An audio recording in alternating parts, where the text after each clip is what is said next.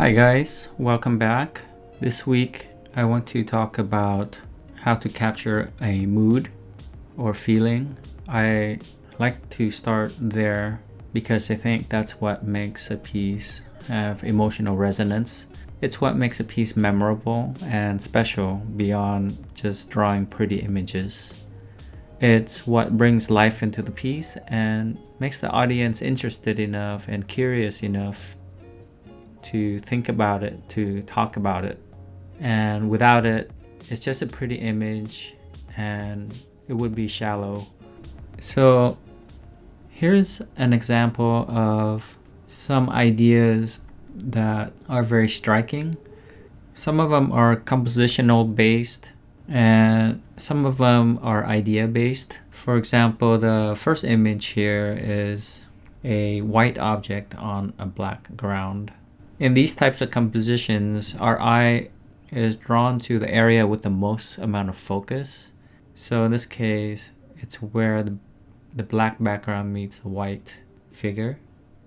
In the second example, it's black on white. So your positive space are the figures and the background is white. So these are great examples of graphic compositions. You can usually simplify them into 3 values. It's quite enough to just use 3 values that are easy to read and tell a clear story. This is the level where I check if the story is clear and there's a mood.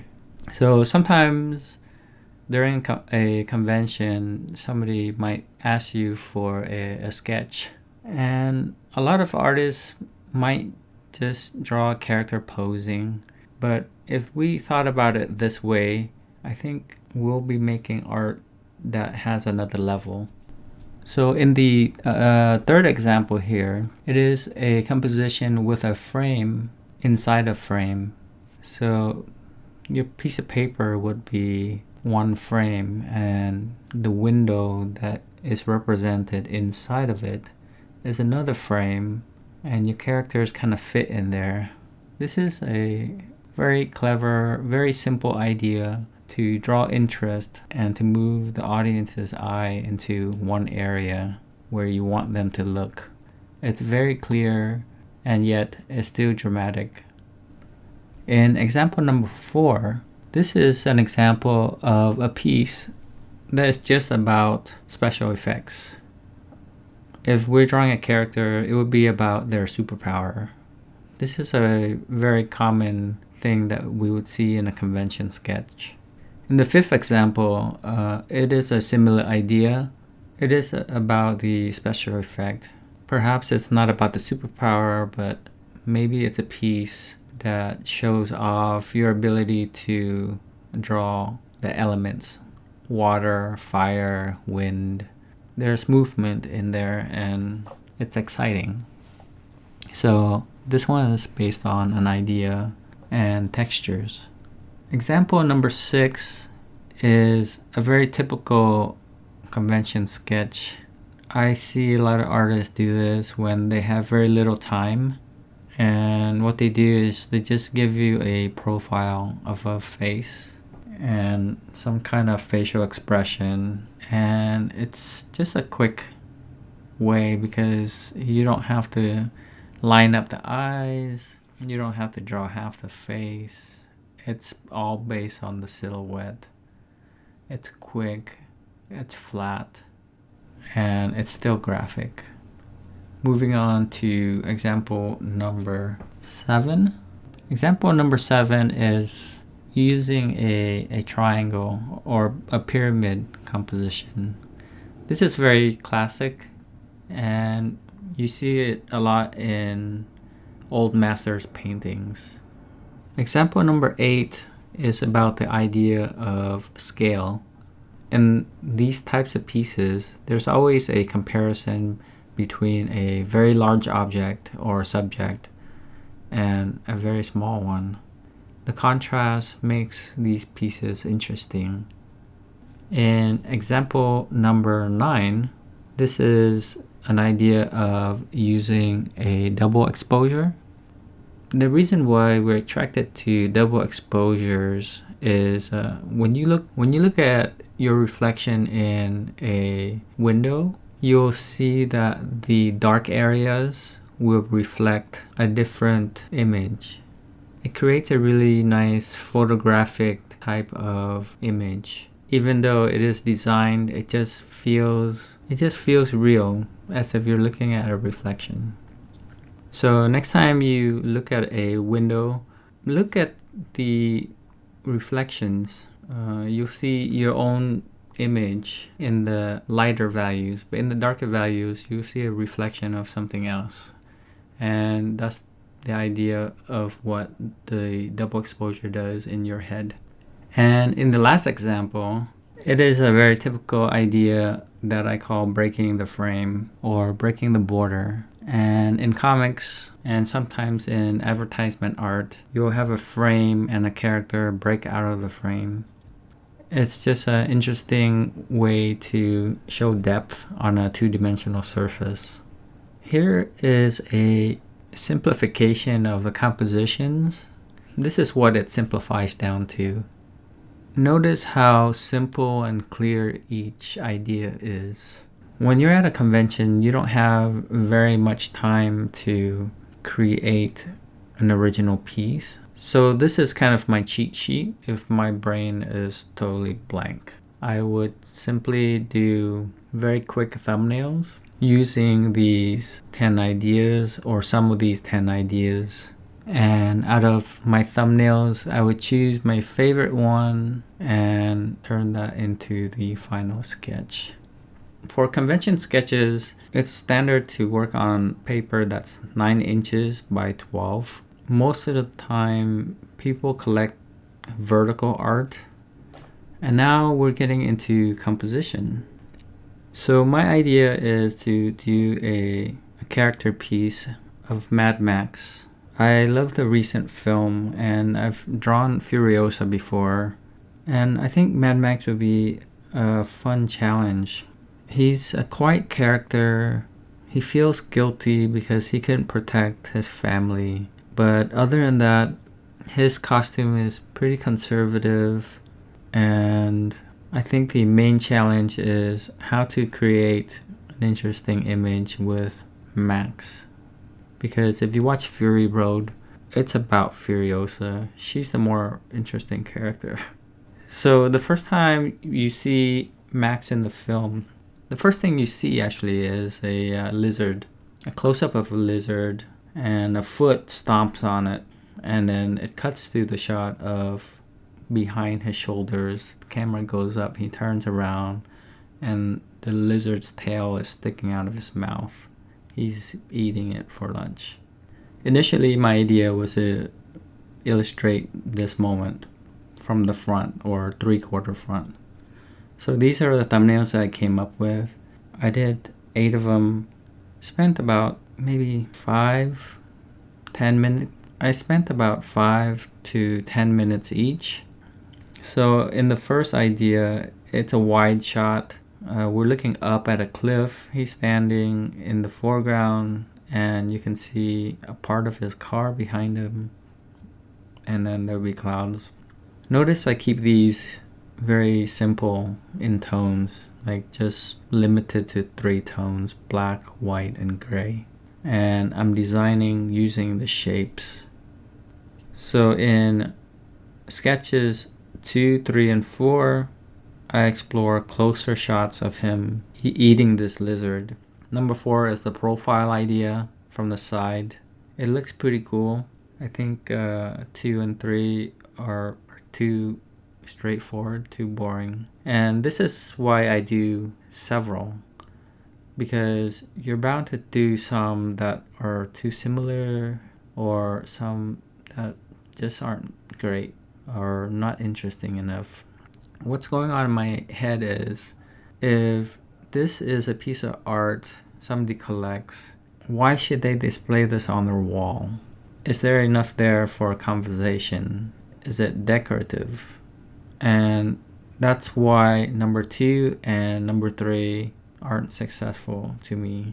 Number 4 is almost comedic because whenever I see something from the side, it's very, it feels like a theater type production where everything's flat. But I like the simplicity of it. I think it would work well as a film moment, but as a collectible art print, I don't think it's enough. I wouldn't buy it, but it was fun to explore, and it was straight out of my cheat sheet. It would have been fine if it was like for a really quick thing. So in number 5, I wanted to maybe try a different moment, and the idea is action. So Max, we're looking up at Max on top of a car, and he's holding a crowbar, and one of the villains is on the bottom of the frame, starting to fall off of this vehicle that they're fighting on. This is a super fun idea. This is using the triangle pyramid composition, similar to number 1, but it's a little closer, and it feels a little bit more dramatic because the top part of the sky is dark.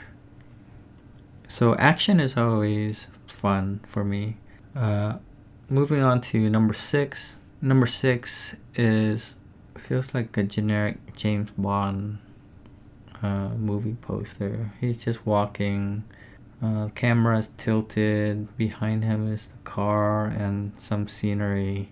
Maybe a desert storm. I think this would actually look cool as an art print, but again, I'm thinking this is I'm doing a convention sketch. I don't want to go too wide because it takes a long time. I mean, for convention sketches, I want to keep things down to 2 hours a piece. In order to find reference to draw the car and the storm, it's kind of beyond the scope. It's more like making a poster for the film. Which leads us to thumbnail number 7. The frame within a frame. And immediately I think this is very striking, very dramatic. I love it because it's so simple. We're inside looking out the door. There's a storm behind him, or maybe a fire, and instead of just a doorway, there's a foreground element on the bottom left corner. Maybe it's a table with an object on it. Maybe he's hiding from a desert storm, seeking shelter. Or maybe he went to this house because he was looking for something. Maybe it's his old house and he's looking for memories. So immediately I liked this piece because it was very simple. It didn't have too many elements, but enough. It immediately made me think about story, and that is successful in my mind for capturing a mood and a feeling for the piece.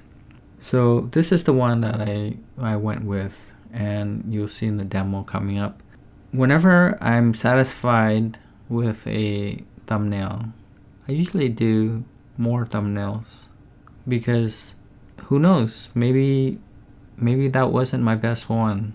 So I did number 8 because the idea in number 3 and in number 2, I felt like they could be better. So instead of number 3 and 2, where it's white figure on black ground, I reversed it and did black figure on white ground.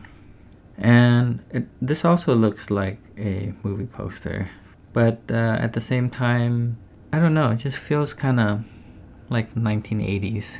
It's a little cheesy just because it's so clear. I think it's more interesting to reveal something or to create a piece that people can look at for a longer amount of time. So while this would be like a quick entertainment piece, it could be a cool art print. It might be an okay convention sketch, maybe too typical. But if I were to do this piece, I would just focus on drawing it pretty. And that's not what I want to focus on this lesson. I want to focus on mood and story. Let's move forward with thumbnail number 7, the frame within the frame. So this first section is translating the thumbnail into the 9 by 12 piece of paper that I'm drawing on. This is the Bristol paper that's on the material list. And what I start out with is an idea of where the horizon line is. So that's why you see I chose a spot right in the center of the frame. Perspective is not a huge part of this composition, but I like to know where the vanishing point is, because when I'm drawing the torso, I want to know that I'm looking up at it. If Max's head is level and the eye level is where his navel is, I want to know that I'm looking up at his head. If his pelvis is below the horizon line, I want to know, if I'm drawing the box when I'm constructing it, that I'm seeing the top of the pelvis box.